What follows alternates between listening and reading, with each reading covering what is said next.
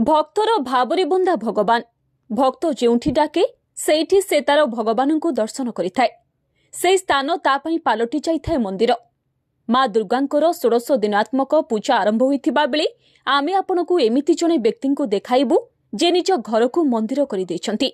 अर्थात वर्षे कि 2 वर्ष नुहे आज को प्राय 70 वर्ष धरी निज घरे माँ दुर्गा को आराधना करी नियारा भक्तिर परिचय दैछंती। केवल से एका नुहंती बरं तांकर समग्र परिवार मां को सेवारे समर्पित। कटक गड़मा बजार रु आधा किलोमीटर बाट ग्रामर नाम पटुआरी सेठारे आज को 70 वर्ष हेबो पूजा पाउछंती मां दुर्गा। मांकर अखंड महिमा बोली ग्रामवासी कहती। नमस्कार, धरित्री लाइव को स्वागत करुछु विश्वजीत। भक्तर भावरे बंधा होउचंती भगवान। भक्तटीए भगवान को जेउठी डाके ता पई सेठी मंदिर हो जाए।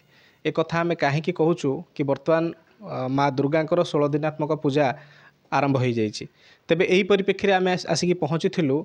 आपण जेतबेले कटक पारादीप रोड रे जाउछंती पटुआरी बोली गोटे जगह अच्छी सेठी आमे आसिकी पहुँचलु। एमती जड़े व्यक्ति अच्छी जहाँ घर तांको पई मंदिर हो जाइए। अर्थात माँ को जो 10 पूजा मूर्ति माँ जगतजननी दुर्गा पूजा पाउछंती से मूर्ति को देखिले आपको लगे आपन कौन गोटे शक्तिपीठ को पलि आछंती कि कौन गोटे मंदिर को पलि आछंती। किंतु वास्तविक कथा होची से माँ जो पूजा पाउछंती से माँ जड़े भक्तों घरे पूजा पाउछंती एवं वर्षे 2 वर्ष धरी नुहे बरम 70 वर्ष हो भावर सहित माँ को पूजा करुछंती। केवल से व्यक्ति नुहंती तांको संपूर्ण परिवार तांको धर्मपत्नी कथा कहतु तांको पुत्र कथा कहतु समस्त पूजा करुछंती। तेबे आसंतु किभଳି भाबरे भक्तर भाबरे माँ पूजा पाउछंती, कौन रही तांकर भाव रही, कौन तांकर स्मृति रही, माँ को नहीं कौन अनुभूति रही, से सब विषय आलोचना करवा पचारि बुझिबा। कथाटी मोर बापांकर अमलरू 1929 मसीहारू ए पूजा बापा करि आसुथिले एवं बापांक परे परे मृत्युवरण करे मु 1989 मु हस्तक्षेप करिछि एवं आज पर्यंत मु माँ दुर्गा को पूजा करि आसुछि। दुर्गा को पूजा करियार आर्थिक मानसिक स्तरटा होछि मोर माँ जन्मरू मरी जाइथिले। जन्मरू मरी जाइथिबारु मु से माँ दुर्गा को सेवा करियारे जते आनंद पाइछि, जते उद्दीपना पाइछि, जते साहाय्य पाइछि, सहानुभूति पाइछि, भक्तिर वातावरण पाइछि एवं ज्ञान पाइछि। से ज्ञान को वितरण करी आज यही अवस्था एइट अछि। आगुरी परंपरा दुर्गा को सेवा करुले मुझे अनुप्राणित हो जाली। माँ छड़ा मु गोटे माँ को पाई से पथर मूर्ति माँ को सेवा करी आज जीवन टाक गढ़ी आसी उत्सर्गीकृत कर देछि। मत जन ब्राह्मण मत कहले माँ मुझे गोटे फटो दौचु तू या पूजा करूँ कि मुझे जो द्वितीय श्रेणी पाठ पढ़ुली तापर मुझे हाँ मुझे ना तू केमी कर मु कहली सोरिष तेल संध्या दे पारिबी ना केरोसिन रे भी जानीपारि सबुथे मुझे कहीकि आज बाबू पाखक आसिकी मुझे दुर्गा पूजा को पूजा करुँच निश्चिंत अच्छी।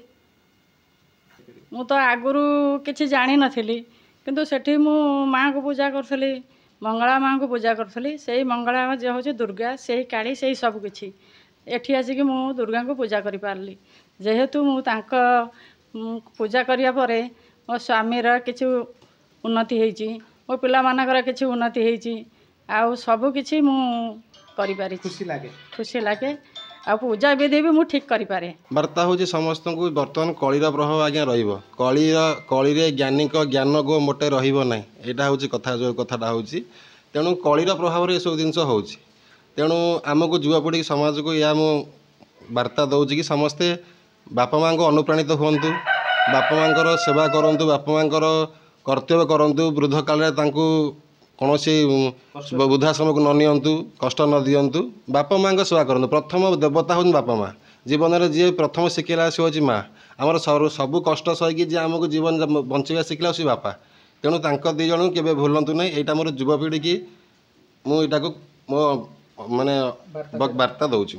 निश्चिंत भाव में जमती महाशय प्रतिक्रिया नौथिले धर्मपत्नी प्रतिक्रिया नौथिले से कहते कि किभଳି भाव वर्ष वर्ष धरी माँ को पूजा अर्चना यथा विधि चली घरटी मंदिर हो जाइए। निश्चिंत भाव में ये जो भक्तिर कथा रही जो कौन कथा काम करे जो भक्तटीए भक्तिर सहकार डाकी दिए से देवादेवी ही आविर्भूत हो जाती। ये जो 16 दिनात्मक पूजा चली यही समय ये गोटे सुंदर भक्तिपूत कथाटी समस्त मन में प्रेरणा जोगे बोली आमर आशा। कटक विश्वजीत नायक रिपोर्ट, धरित्री लाइव।